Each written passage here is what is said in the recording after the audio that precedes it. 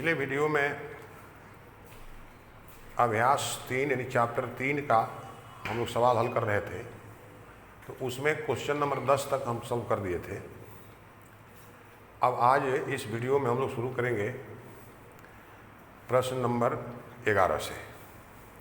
देखिए क्वेश्चन 11 है, कहता है एक संचायक सेल है, बैटरी है, जिसका वैद्युत वाहक बल है 8 वोल्ट, उसका आंतरिक प्रतिरोध है 0.5 ओम। उसको 120 वोल्ट के डीसी सप्लाई मतलब दिष्ट धारा स्रोत से आवेशित किया जा रहा है और इस दौरान परिपथ में एक 15.5 ओम का प्रतिरोध जोड़ दिया गया है। कहता है कि जिस समय इस बैटरी को आवेशित किया जा रहा है उस समय इसकी टर्मिनल वोल्टता यानी सिरा विभवांतर क्या है, और कहता है कि परिपथ में यह जो 15.5 ओम का उच्च प्रतिरोध जोड़ा गया इसकी क्या आवश्यकता है, इसको नहीं जोड़े तो क्या होगा। तो देखिए प्रश्न 11 में ये आपकी बैटरी हो गई, इसका वैद्युत वाहक बल है 8 वोल्ट, आंतरिक प्रतिरोध है 0.5। अब इसके साथ यहाँ पर एक उच्च प्रतिरोध जोड़ा गया 15.5 ओम। इसे आवेशित किया जा रहा है 120 वोल्ट के स्रोत से, यही परिपथ बना। हम पहले भी आपको समझाए हैं कि जब भी एक से अधिक सेल परिपथ में आ जाए तो जिसका वैद्युत वाहक बल ज़्यादा है उससे धारा निकलेगी। तो इससे धारा आई निकली और इसमें प्रवेश की मतलब इसको आवेशित करने लगी। तो हम लोगों को इस सेल का जो सिरा विभवांतर है उसे निकालने के लिए पहले परिपथ में कितनी धारा प्रवाहित हो रही है पता होना चाहिए।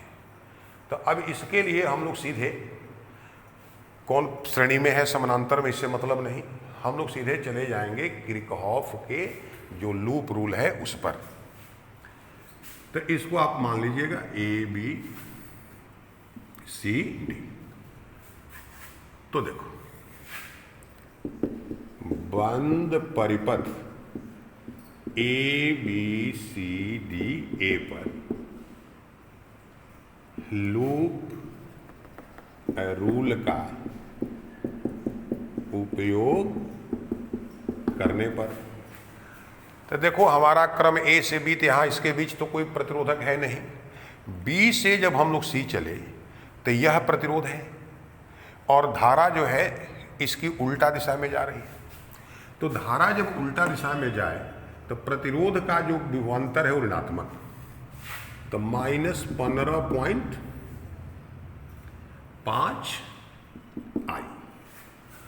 अब यहां से यहां तक जाने में इस सेल का पहले धन ध्रुव मिल गया, तो यहां पर हो गया प्लस 120। C से D के बीच कुछ है नहीं। अब हमारा क्रम है D से A, तो D से A जाने पर धारा उल्टा हो गई, आंतरिक प्रतिरोध यहाँ 0.5 ओम, तो ये भी ऋणात्मक हो गया इसका विभवांतर। इस सेल का पहले कौन सा ध्रुव मिला, ऋण ध्रुव, तो -8 बराबर 0। ये जोड़ेंगे -16I, इसमें से इसको घटाइएगा प्लस 112, तो -16I बराबर -112 कैंसिल हो गया, I बराबर 112/16, ये 7 से कट गया। यानी परिपथ में कितनी धारा प्रवाहित होगी, 7 एम्पियर की। अब याद होगा सेल के हम लोग सिरा विभवांतर का 2 सूत्र चले थे। जिस समय उसे धारा ली जाती है तो उसका सिरा विभवांतर भी बराबर E-IR, और जिस समय सेल को धारा दी जाती है मतलब उसको आवेशित किया जाता है तो सेल का सिरा विभवांतर भी = E+IR। तो E यानी इसका वैद्युत वाहक बल, ये 8 है, I 7 हो गया, आंतरिक प्रतिरोध इसका 0.5, तो 8 + 3.5 यानी 11.5 वोल्ट। आपका एक उत्तर हो गया। जिस समय इस बैटरी को आवेशित किया जा रहा है उस समय इसका सिरा विभवांतर हो गया 11.5 वोल्ट। अब यहाँ प्रश्न है कि अगर इस प्रतिरोधक को नहीं जोड़ा जाए तो जैसे इसको नहीं जोड़िएगा तो इस व्यंजक में से ये पद खत्म हो जाएगा। तब यहाँ पर जो 16 है केवल 0.5 I आएगा। अगर 0.5 आएगा तो देखिए उस केस में I बराबर 112/0.5, तो E इतना हो गया, 2 फिर 2, यानी इतना एम्पियर धारा परिपथ में प्रवाहित होने लगेगी। और जब धारा अति उच्च हो जाएगी, बहुत अधिक हो जाएगी, तब बैटरी का प्लेट जो है वो क्षतिग्रस्त हो जाएगा। इसलिए आवेशित करने के दौरान सेल में धारा को नियंत्रित किया जाए, यानी कम धारा प्रवाहित कराई जाए। इसीलिए इस प्रतिरोध को यहाँ पर क्या किया गया, जोड़ा गया। तो इस प्रकार से ये प्रश्न 11 का हल हो गया। अब अगला प्रश्न हम लोग देखेंगे 12।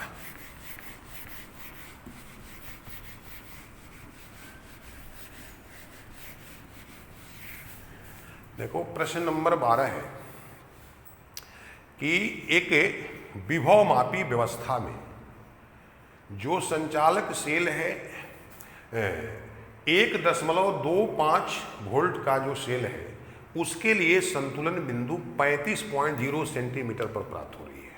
यानी E1 का मान जब 1.25, तो संतुलन बिंदु की लंबाई इतना सेंटीमीटर है। कहता है कि इस सेल को एक दूसरे सेल से प्रतिस्थापित कर दिया गया, तब संतुलन बिंदु 35 सेंटीमीटर लंबाई से बदलकर 63 सेंटीमीटर पर हो गई। तो कहता है कि उस सेल का वैद्युत वाहक बल क्या है। ये बहुत आसान क्वेश्चन है। हम लोग दो सेलों के वैद्युत वाहक बलों की तुलना का सूत्र लिखे थे, E1/E2 बराबर L1/L2। इसको उल्टा कर सकते हैं, E2/E1 बराबर L2/L1। तो E2 बराबर L1 गुना E1। L2 है 63, L1 है 35 और E1 है 1.25। ये कट जाएगा, 7 5 35, 7 9 63, 5 से कटेगा 0.25, 0.25 में गुना कीजिए 225, यानी 2.25। यानी जो दूसरा सेल है उसका वैद्युत वाहक बल निकल गया 2.25 वोल्ट। अब देखिए प्रश्न नंबर 13 कहता है कि कॉपर चालक के प्रति एकांक आयतन में स्वतंत्र इलेक्ट्रॉनों की संख्या 8.5 गुना 10⁻28 प्रति मीटर क्यूब है। कॉपर चालक है, उसके प्रति एकांक आयतन में स्वतंत्र इलेक्ट्रॉनों की संख्या 8.5 गुना प्रति मीटर क्यूब लिखिए, या मीटर के पावर -3 है।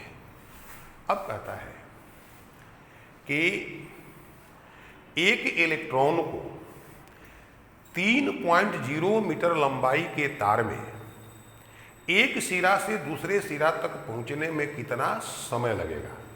इस तार के अनुप्रस्थ काट का क्षेत्रफल A बराबर दिया है 2.0 गुना 10⁻⁻6 मीटर स्क्वायर, और इससे प्रवाहित होने वाली धारा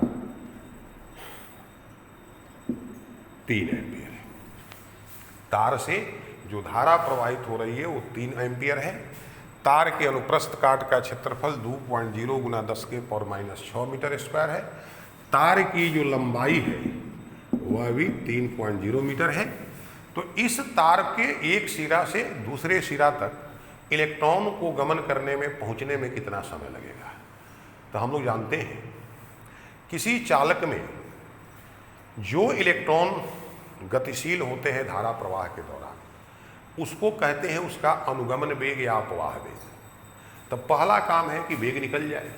दूरी कितनी तय करनी है, 3 मीटर। तो अगर वेग मालूम हो, समय निकल जाएगा। तो आपको याद है VD बराबर एक सूत्र बताया गया था, J/AB। यहाँ पर J क्या है, विद्युत धारा घनत्व है। N चालक के पदार्थ के प्रति एकांक आयतन में स्वतंत्र इलेक्ट्रॉनों की संख्या है। E क्या है, इलेक्ट्रॉन के आवेश का परिमाण है। अब जे की जगह पर आई बटा ए, आई चालक से प्रवाहित विद्युत धारा है, ए अनुप्रस्थ काट का क्षेत्रफल है, एन और ई से तो परिचय करा ही दिए, ये सबका मान रखिए। तो आई है 3.0 एम्पीयर, ए है 2.0 गुना 10 के पावर -6, एन का मान 8.5 गुना 10 के पावर 28 इंटू ई का मान 1.6 गुना 10 के पावर -19, -19 और -6 -25 हो गया, यहाँ +28 है, तो 28 और -25 10 के पावर 3 नीचे बच गया। तो देखो 3.0 गुना जो नीचे 3 बचा, इसको 10 के पावर -3 ऊपर ले लिए, नीचे क्या बच गया, तो 8.5 गुना 2 ये हो गया 17, इतना मीटर प्रति सेकंड हो गया। अब ये जब निकल गया, तब इलेक्ट्रॉन को इस चालक तार के एक सिरा से दूसरे सिरा तक पहुंचने में लगा समय लंबाई बटा चाल, इतना दूरी तय कर दी। ये आपको दिया हुआ है 3.0, भेड़ी का मान 3.0 10 के पावर माइनस बटा में 17 है, ऊपर चला जाएगा,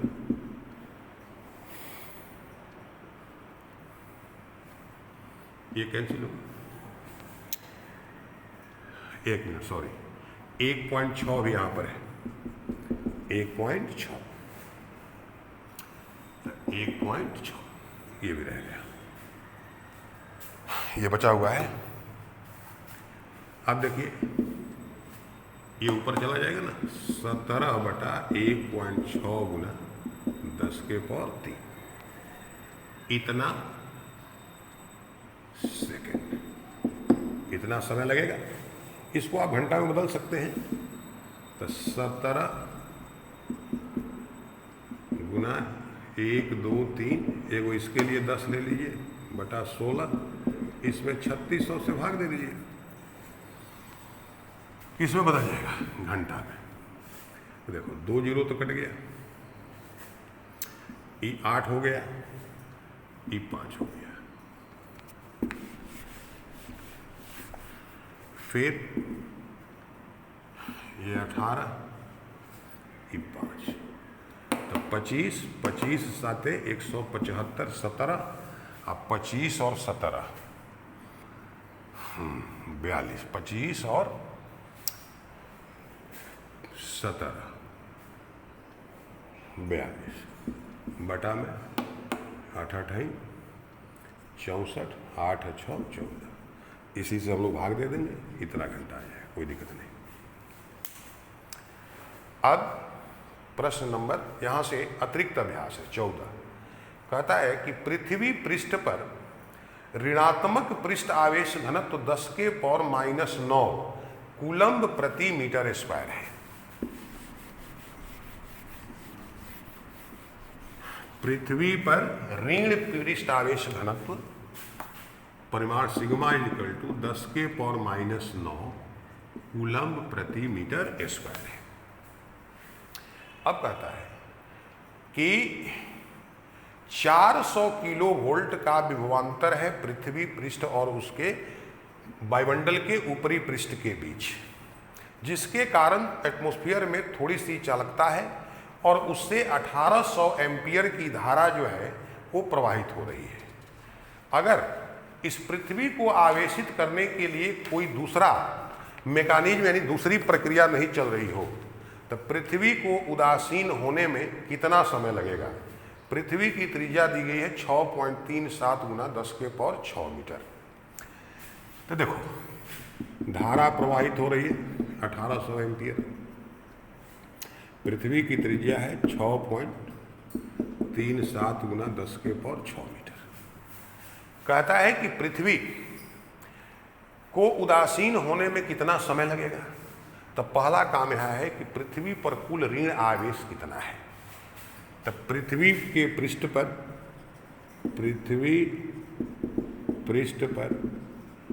कुल आवेश Q बराबर सिग्मा इंटू ए। आप सूत्र पढ़े हैं सिग्मा बराबर Q बाई ए। तो सिग्मा ए की जगह पर 4 पाई आर स्क्वायर। यहाँ पर आर क्या है? पृथ्वी की त्रिज्या। पृथ्वी को गोलाकार माना गया है और गोला का पृष्ठ क्षेत्रफल 4 पाई आर है। ये 10 के पावर -9 हो गया। 4 पाई का मान 3.14, आर का मान 6.37 स्क्वायर है। ये 10 के पावर हो जाएगा 12। तब 12 में से 9 तो खत्म हो के 3 हो गया। 4 से गुना कर दीजिए, 16, 4 1 5, 6.37, 6.37, 3। इतना कूलम्ब आवेश है पृथ्वी के पृष्ठ पर। ध्यान रखिए ऋणात्मक आवेश है, क्योंकि पृष्ठ आवेश घनत्व ऋणात्मक दिया है। अब 1 सेकंड में 1800 कूलम्ब आवेश जो है पृथ्वी पृष्ठ से इस वातावरण की चालकता के कारण चला जाता है। तो टोटल इतने आवेश को जाने में, यानी पृथ्वी को उदासीन होने में समय कितना लगेगा? तो पृथ्वी को उदासीन होने में लगा समय T बराबर 12.56, 6.37, 10 के पावर 3 अब बटा में 1800। इतना सेकंड समय लगेगा। अब इसी को आप हल कर सकते हैं घर में। 2 जीरो से कट के केवल 10 बच जाएगा।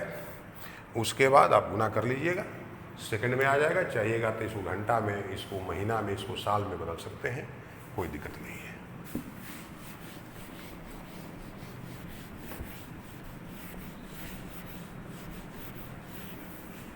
अब देखो प्रश्न नंबर 15 कहता है कि 6 लेड एसिड सेलों को जोड़ करके एक बैटरी बनाई जाती है।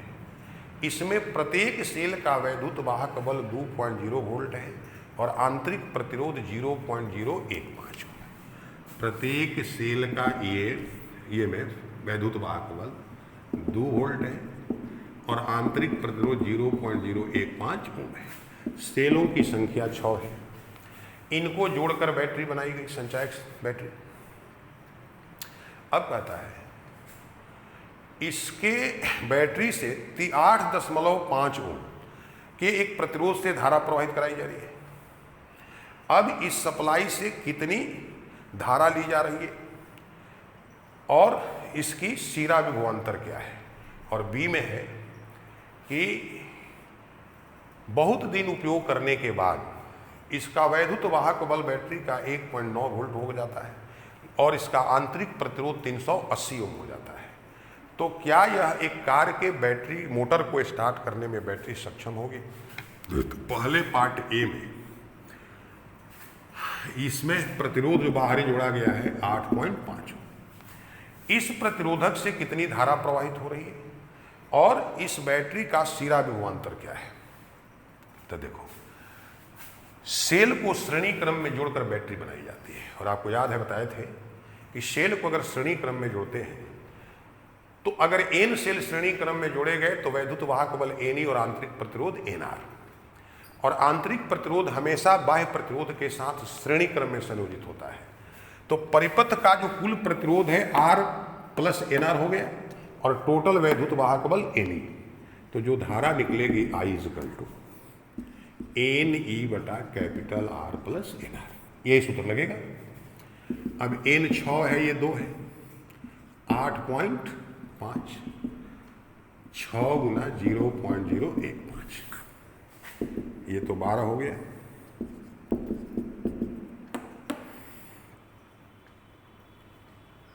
जीरो पॉइंट 09 तो 12/8.59 एम्पियर। तो लगभग कितना हो जाएगा? 859। एक बार में तो जाएगा। 10 में से 9 1, 9 में से 5 4, 11 में से 8 3 0, 8 चौका 32, लगभग 1 पॉइंट। तो विद्युत धारा है 1.4 एम्पियर। एक आंसर आपका आ गया। अब इस बैटरी का सिरा विभवांतर तो जिस समय धारा ली गई तो शिरा विभवांतर भी equal to I capital R भी होता है। बाह्य प्रतिरोधक के शिरा का विभवांतर ही सेल या बैटरी के शिरा विभवांतर के बराबर हो जाता है। तो ई 1.4 हो गया, ये 8.5, 14 5 70, 7 हो गया। 14 गुना 8 112, 7 119, 11.9 वोल्ट। तो जिस समय इस बैटरी से धारा ली जा रही है उसका जो टर्मिनल वोल्ट था, शिरा वोल्ट था 11.9। ये पार्ट ए हो गया। अब पार्ट बी में कहता है कि इससे बहुत दिन तक धारा लेने के बाद इसका वैद्युत वाहक बल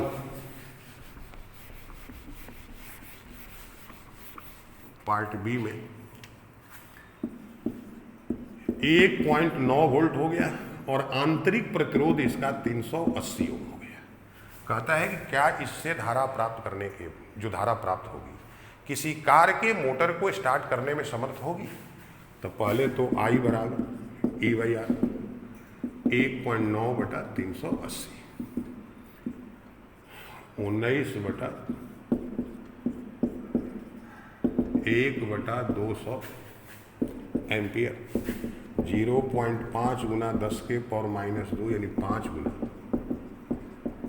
इसको 5 मिली एम्पियर भी लिख सकते हैं। अब देखिए इस सेल से बहुत ही अल्प धारा प्राप्त होने लगी 5 मिली एम्पियर, जबकि किसी भी कार के मोटर को स्टार्ट करने के लिए कम से कम 100 एम्पियर या उससे अधिक की धारा की आवश्यकता होती है। इसलिए इस बैटरी से प्राप्त इस धारा के द्वारा कार के इस परिवर्तक मोटर को स्टार्ट नहीं किया जा सकता है। तो इस प्रकार से आज हम लोग प्रश्न 15 तक हल कर लिए। अब नेक्स्ट वीडियो में प्रश्न 16 से हल करेंगे इसको। Thank you.